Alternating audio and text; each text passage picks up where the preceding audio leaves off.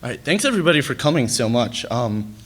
Today I'm going to talk about the ways that we at Nat Geo have incorporated aerial imagery into our maps and graphics. Just a couple caveats. When I talk about aerial imagery, most of the time I'm talking about satellite imagery, except for one very specific case, which you will see at the end. And a term that I use and we use a lot at Nat Geo is called pushed back, which by that I really just mean toning it down in the visual hierarchy, making it less prominent. So as cartographers, we're all storytellers. And storytellers, our jobs are to cut out parts of the story that are irrelevant and generalize to tell the best story we can. And aerial imagery is really just a lot of detail.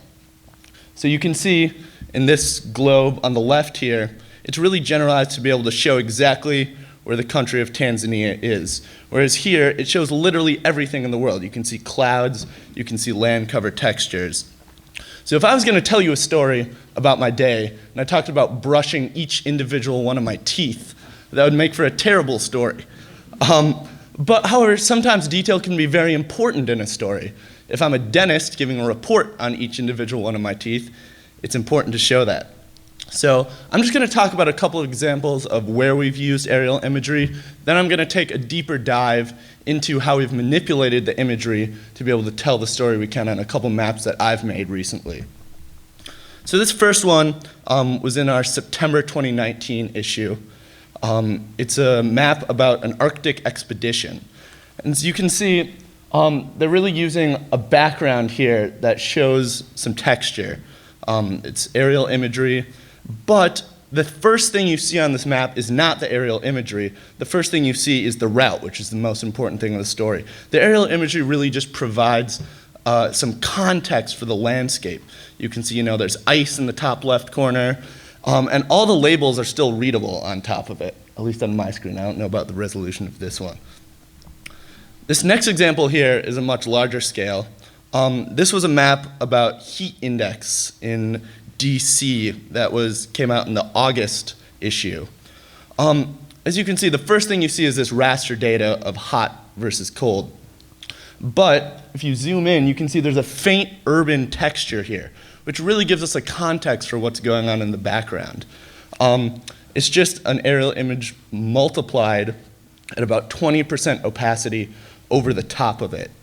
But I think one important thing here is that if you were to put a street grid to try to show context that was in vector, it would take up much more visual space and give us slightly less context. This, we can really see what's going on. The focus is on the data, but it, again, provides some context here. This next example is a map that came out in the October issue about giraffes. And the most important thing here is this aerial imagery provides a context of the landscape. It's very crucial to the story to see that this giraffe here extends a little bit into the Sahara Desert. And you can see the lush landscape of Central Africa versus the Sahara and how that plays out in the story that Riley's trying to tell about these giraffes here. So next I'm going to dig into some examples of how we've manipulated aerial imagery to really get it to do what we want and tell the story that we're trying to. So this is some relief from a story that published last December. It's about pumas in southern Patagonia, but for the sake of this presentation, I've stripped out all of the vector data on top of it, and I'm just showing the shaded relief and the contextual land cover information. But here's what it looks like if we take out the aerial imagery. You can see there's still, a hypsometric tint, and we have some land cover in there, and there's relief, and you can tell what's going on in the landscape, but it really doesn't let you feel the landscape and understand it at first glance. I mean, we have this huge beige area right here in the map, and that could really be anything. It could be agriculture, it could be desert. When you look at it, it doesn't tell you exactly the information that you need to know about it. Same here with this forest cover here. We have the land cover data in there, but it could be a pasture, it could be forest. We just see that it's green. So what we did is we took this raw aerial imagery from Digital Globe. It was just downloaded from regular Google Earth. Very simple, anyone can just download this imagery. And it really gives us a dramatic feel for the landscape. It's a really beautiful image. But imagine trying to mask labels over the left side of this image. It's very high contrast. It takes up the entire visual space of the map. Not to mention, if you look at these water polygons here, these water bodies, they're all different colors. And yes, if I really zoom in and think about, oh, this is water or this is water, I can tell, but at first glance, it doesn't give me a clear land versus water. So what we did is we manipulated this imagery. And I apologize for the screen resolution here. You can see there's some very subtle land textures which aren't quite showing up. But most importantly, we took this image and we manipulated it to make it work for the story we were trying to tell. First, we masked out all the water with a vector polygon layer. And we really pushed this image back. We took it to, I think, 8 to 10% opacity. So it's really just hovering over the top of the relief and all of that. And another thing we did is we took a vector land mask again of the forest texture that was going on the map, and we took a generic forest texture that we made ourselves, looked like this, and just masked that to exactly where there was forest. So that way we're really generalizing and we're manipulating to try to make the image work for us. So again, once you combine it all together, it gives you a feel for the landscape. It allows you to label things on top of it, but it's not overpowering. So the key is subtlety. This next example is a story that took place in coastal Peru about an ancient civilization called the Chimu people. It took place at a lot of different time scales, and there was a bunch of graphic elements we had to put over the top of the map. But we really wanted to put the reader in the context of that coastal landscape and show what was going on. So here's the raw image we started off with. It looks, you can see it comes from, but there's a lot of adjustments that had to be made. This is again downloaded from Google Earth. It's a digital globe imagery. It's about 10-meter resolution, but you can see there's a lot of issues going on with it. What are the first things you all see in this image? Here are some of them for me. There's this giant brown mountain here. We have a lot of high contrast urban texture. Some parts of it are good, like the waves here really give us a context that this is a coast. And it highlights the aspect that we're trying to tell and the story that we're trying to tell here. But a lot of these things aren't working for our storytelling. So I'm just going to go over a couple of the adjustments we made. You can see here there's mosaic errors. There's, I don't even know what this is. Parts are too dark. The focus is all off. So the first thing we did is we just took a brightness contrast layer in Photoshop and corrected that watercolor to match the other sides of the mosaic. That was pretty simple. Next, we faded in a flat watercolor to mask out that terrible blue. And also, our story took place mainly on land, so having a lot of texture in our water is just distracting. The key here is having it be a soft edge, so I think in this context, use like a Gaussian blur on it. So that way you can still see the waves, but you don't see exactly, where it's transitioning to our color overlay. Next is again just fixing these mosaic errors. The key is a soft edge, or in this case, we found kind of a natural polygon that we could make and have the color match for that whole area and use some of those agricultural areas as a border. So as you can see, the image is coming together and it's looking a little more how we want it to, but we still had to desaturate, which again was just in Photoshop using a hue saturation layer. Because we don't want that green patch to stick out so much. It's all about manipulating to make the parts we want to stick out, stick out. The last thing we did is because we had so many other elements like a title, locator map, and that thing, we masked out all of the high contrast areas at the top of the image.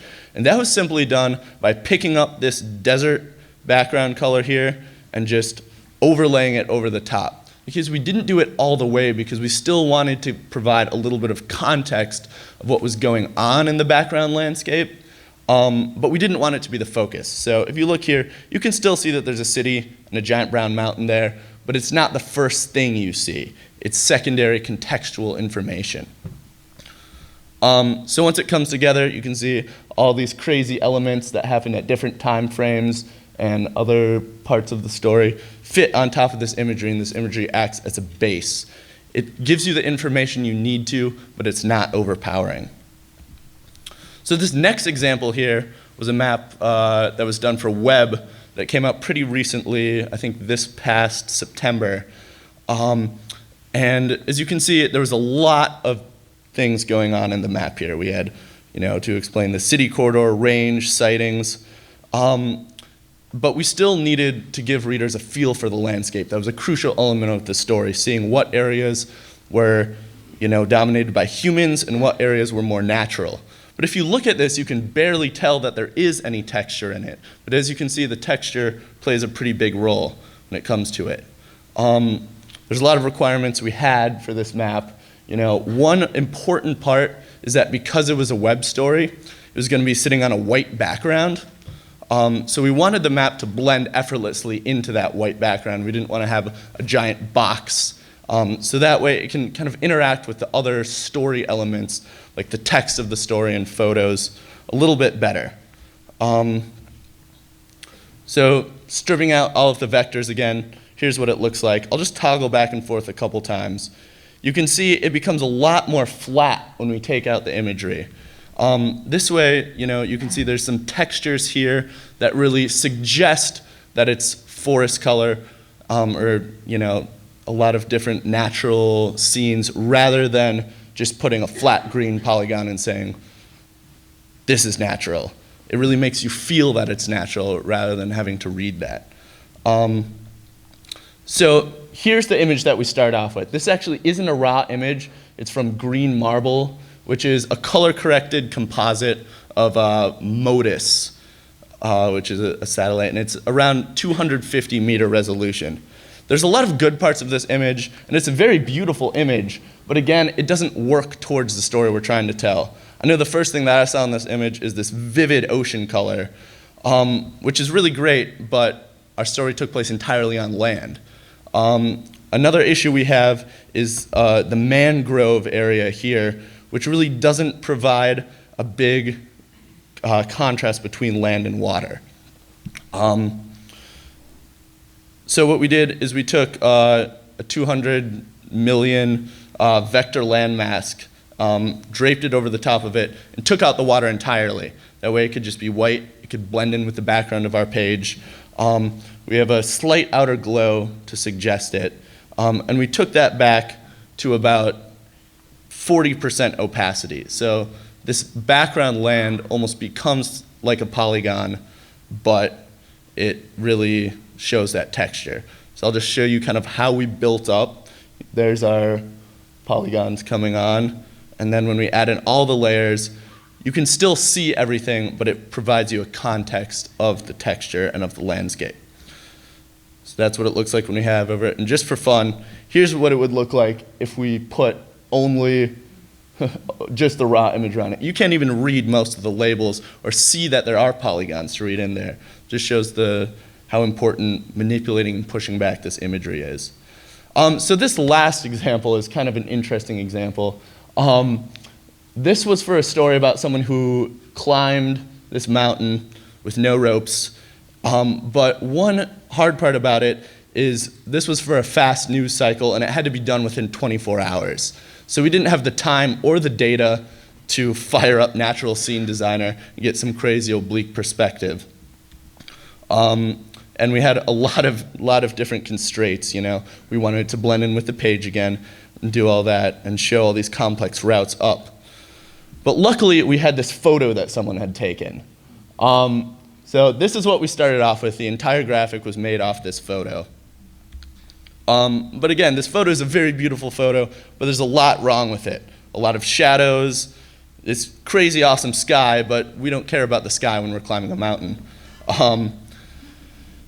it's just not going to work with the information we need to show. It's too high contrast. So what we did is we started out with the raw imagery.